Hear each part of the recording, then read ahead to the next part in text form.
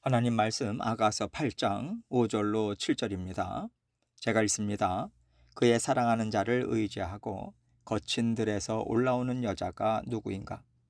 너로 말미암아 너의 어머니가 고생한 곳, 너를 낳은 자가 애쓴 그곳, 사과나무 아래에서 내가 너를 깨웠노라. 너는 나를 도장같이 마음에 품고 도장같이 팔에 두라. 사랑은 죽음같이 강하고 질투는 수올같이 잔인하며 불길같이 일어나니 그 기세가 여호와의 불과 같으니라. 많은 물도 이 사랑을 끄지 못하겠고 홍수라도 삼키지 못하나니 사람이 그의 온 가산을 다 주고 사랑과 바꾸려 할지라도 오히려 멸시를 받으리라. 아멘. 아가서는요, 하나님께서는 사랑하는 자녀들과 어떤 마음으로 살고 계시는가? 하나님께서 우리를 사랑한다고 하시는데 어떤 사랑인가? 이것을 묘사할 수 있는 아름다운 말들, 아름다운 것들을 총망라해서 표현하고 있습니다. 그래서 어떤 학자들이 설명하듯이 아가서를 단지 남녀 간의 사랑의 노래로 보는 것은 부적절하다고 생각해요. 남녀 간의 사랑이 뭐 그렇게 아름답습니까? 사람이 서로 사랑하는 것에는요, 많은 불순물들이 들어가 있잖아요. 근본적으로 사람은 다 자기 자신을 사랑하거든요. 나 자신을 다 내어주고, 나 자신을 다 포기하면서까지 당신을 사랑하겠습니다. 라고 말하지만, 이 말 그대로 자신의 원함대로 이룰 수가 없는 존재가 우리입니다. 자기를 사랑하는 것, 이것이 죄의 근본이잖아요. 그래서 하나님을 사랑하는 데 있어서 가장 큰 대적이 바로 나 자신 아닙니까? 나를 사랑하는 마음이 내 자아의 성격이거든요. 그래서 사람과 사람이 사랑하는 것은 결정적인 순간에는 내 자아를 사랑하고 내 자아를 지키고 내 자아를 보호하는 것으로 가게 되어 있습니다. 그래서 남녀 간의 사랑은 순수할 수도 없고 아름답고 변함없는 결실을 맺어내기가 어려운 거죠. 우리가 영화를 보고 소설을 읽으면서 정말 순수한 사랑이다. 연인이 또는 부부가 사랑 하나만을 바라보고 삶을 살았다라고 아름답게 봅니다. 그러나 사람들이 봤을 때 최고의 사랑처럼 보이는 것이지 하나님이 우리를 사랑하시는 그 사랑과 비교하면요, 사람의 사랑을 아름답다고 여길 수가 없어요. 아무리 뜨겁고 아무리 순결한 사람의 사랑일지라도 완전하신 하나님의 사랑, 아들을 십자가에 내어주기까지 사랑해 주시고 또 그 후에 하나님을 배반하고 외면하고 업신여기는 것까지도 다 깨끗이 용서해 주시는 하나님의 사랑과는 비교가 안 됩니다.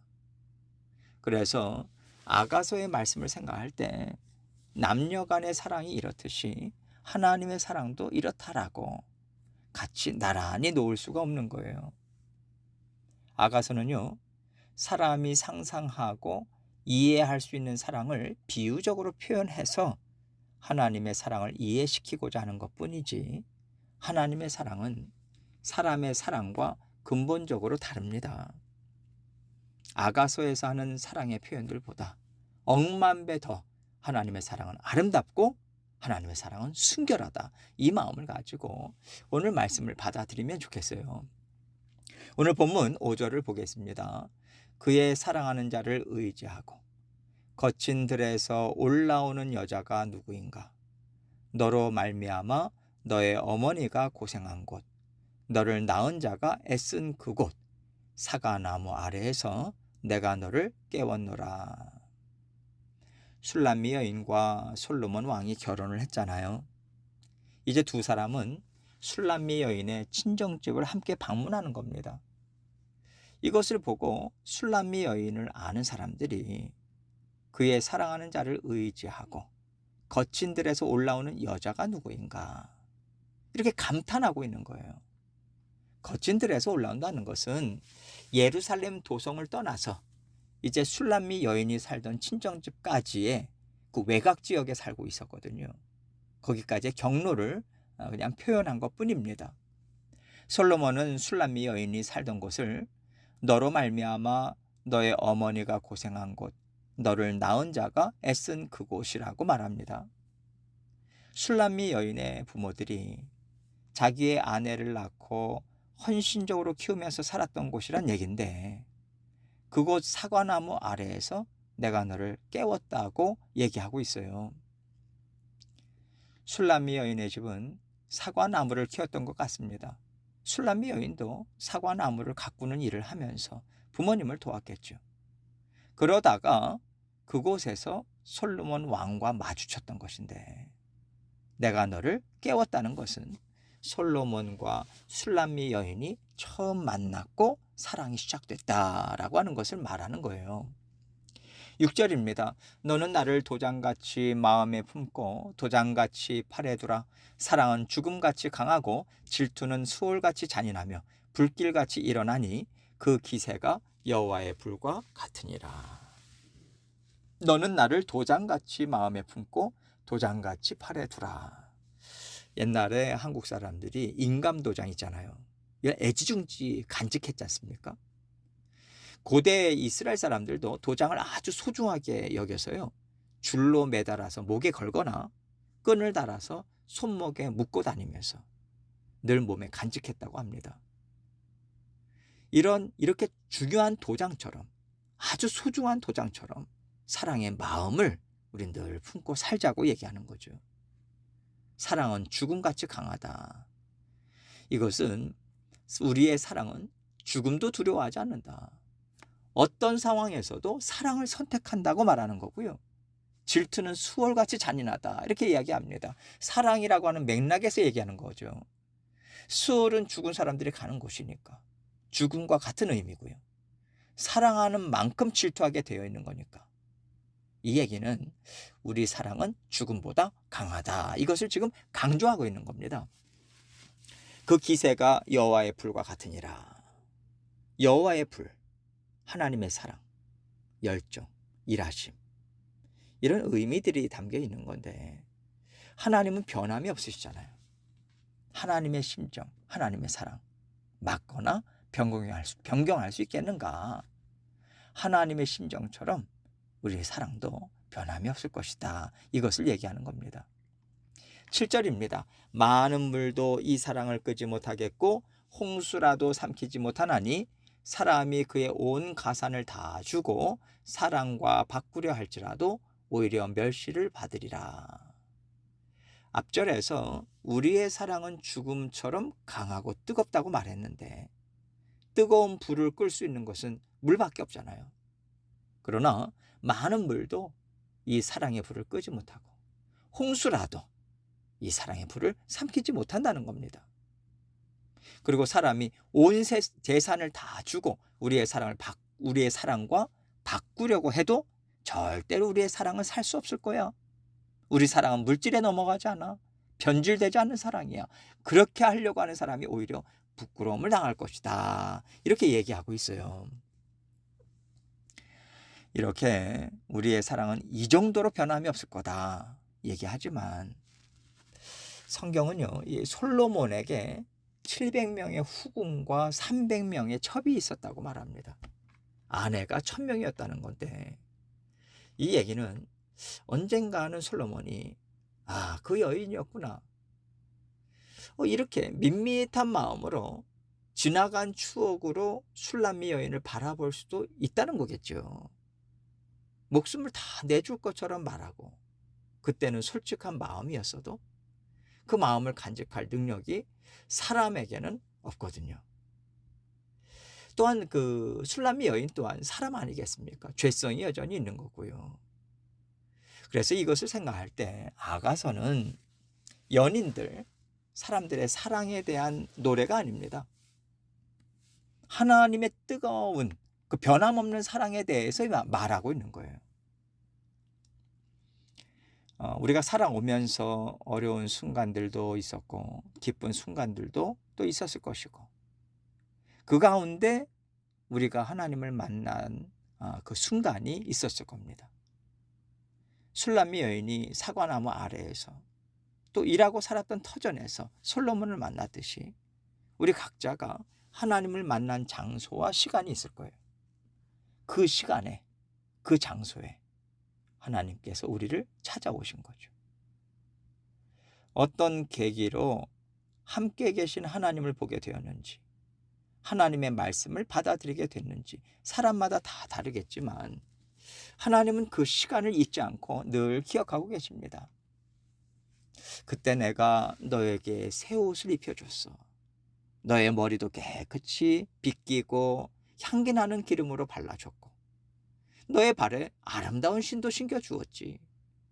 너의 손에 가락지도 끼워주고 너를 정말 아름답고 존귀한 자녀로 새롭게 해주었다. 이렇게 하나님께서 우리를 처음 만났던 그 순간을 절대 잊지 않고 계세요. 하나님께서 나를 처음 만난 그때를 잊지 않으신다는 것은요, 지금까지 하나님의 사랑이 변함이 없었다라고 하는 것이고 지금도 변함이 없다는 거예요. 앞으로도 변함이 없을 것이다. 이것을 또 보증하고 있는 겁니다. 하나님은 변함이 없으신 완전하신 하나님이시거든요. 어느 정도냐면 도장같이 마음에 품고 언제나 우리를 생각하고 계세요. 정말 애지중지 여기십니다. 그 사랑은 변함이 없어요.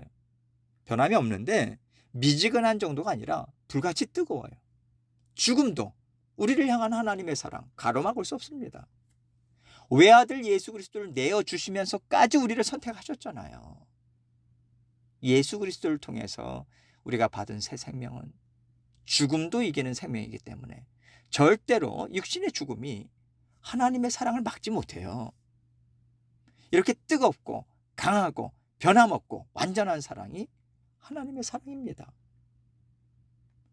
세상을 살면서 많은 풍파를 겪고 어려움과 고난들을 지나가면서 유혹과 의심이 다가오죠. 때로는 얼마나 강한지 홍수같이 우리를 삼키는 듯해요. 그러나 하나님께서 다 감당하게 하시고요. 우리를 싸매고 지켜주시죠. 그래서 우리가 힘있게 살아갈 수 있는 것이고 이것이 하나님께서 함께 하시는 우리 인생입니다. 이런 과정을 거치면서 하나님이 우리를 얼마나 사랑하시는가 우리는 다시 한번 깨달아요. 확인하게 되죠. 그러면서 하나님의 사랑의 약속을 하나님과 사랑의 약속을 또다시 하는 거예요. 우리 신앙 여정 가운데 새로운 관계, 더 굳건한 관계로 우리는 그렇게 발전해 가고 자라나는 거죠. 세상은요, 하나님의 사랑이 도대체 뭐냐? 밥이 나오냐, 떡이 나오냐? 비웃어요. 예수님께서 다시 오시는 마지막 날이 반드시 있습니다. 또 우리 각자가요, 하나님 앞에 서는 날이 반드시 있어요. 죽음이라고 하는 것은 우리가 피할 수 없는 겁니다. 그때 하나님의 사랑을 비웃던 자들은요, 부끄러움을 당하고 멸시를 받아요. 얼마 동안요? 영원토록. 우리는 잠깐 세상에서 그들에게 멸시를 받지만 그들은 영원토록 멸시를 받아요. 하나님도 잠시 그들에게 멸시를 받으셨지만 영원한 심판이 내려져서 그들은 영원토록 멸시를 받습니다. 이것이 하나님의 공의의 심판이에요. 그들이 하나님의 사랑을 멸시한 죄의 무게는요, 영원토록 멸시를 받을 만큼 무겁다는 거예요. 하나님은 이 정도의 무게로 우리를 사랑하신다는 겁니다. 아가서의 말씀을 통해서 하나님께서는 내가 너희를 이렇게 사랑하니 나에게 돌이켜라. 너도 한때는 나를 뜨겁게 사랑하지 않았냐. 이것을 물으신다고 생각해요. 이 질문 듣고 돌이키면 즐거운 사랑의 노래, 아가를 부르는 인생이 되겠지만 말씀을 무시하고 외면하면 슬픈 노래, 애가를 부를 수밖에 없는 인생이 될 거예요. 하나님의 마음을 시원케 해드리고 하나님께 즐거운 사랑의 화답을 올려드려서 아름다운 사랑의 노래를 늘 하나님 앞에 올려드리시는 저와 여러분이 되시기를 주님의 이름으로 축원합니다.